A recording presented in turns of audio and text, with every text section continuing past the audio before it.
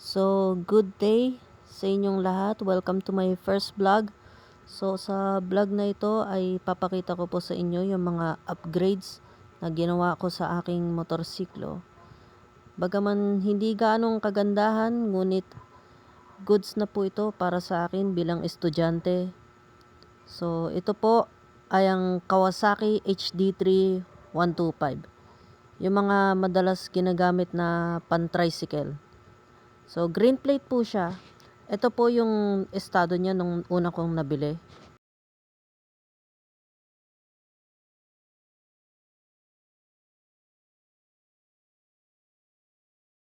So, unahin po natin dito sa una kong binili, yung top box niya. So, nandyan po yung ID ko, yung lisensya ko, yung papeles po ng motor, yung raincoat at yung payong. In case na umulan, since tag-ulan na po ngayon. So, ayan, sasarado ko lang.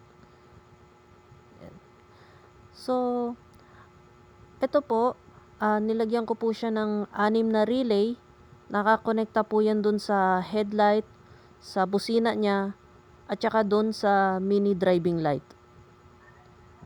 So, may battery din po yan. Kabibili ko lang po, 3 months ago na. So, dito naman po sa handlebar niya, andyan po yung switch ng MDL, yung pang low, high, passing light, and then yung combined lights niya.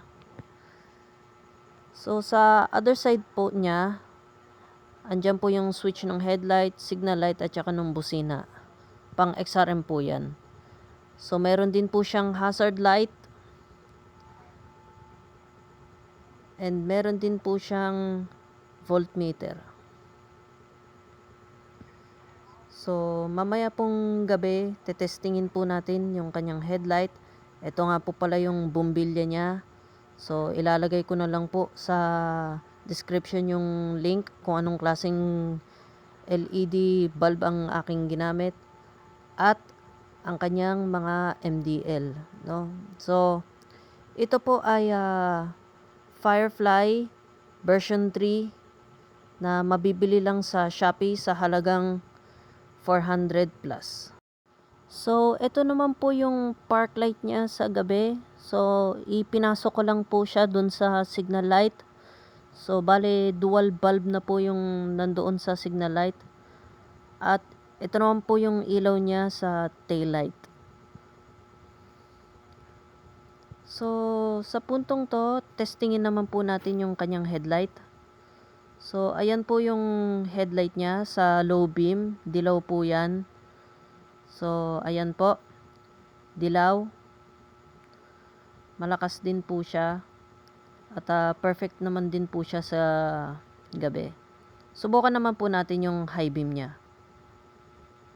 So, ayan po. Ayan yung high beam niya.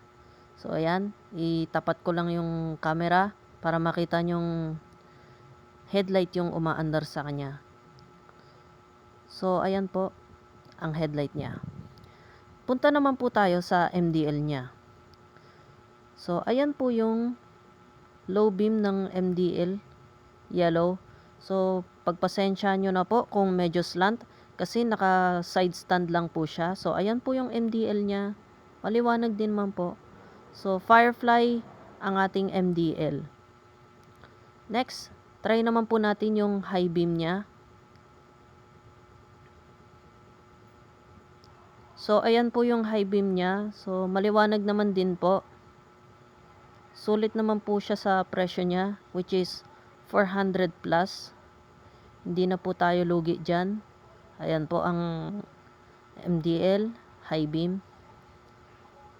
So, next naman ay subukan naman po natin yung combined lights niya. So, ayan po ang combined lights niya. Panalong panalo. Sakto na po ito para sa estudyanteng tulad ko na nagko-commute galing school at pauwi. Ito naman po yung passing light niya. So, kinabit ko siya dito sa push start niya. So, ayan. So, ayan lamang po lahat. Maraming salamat po sa panonood.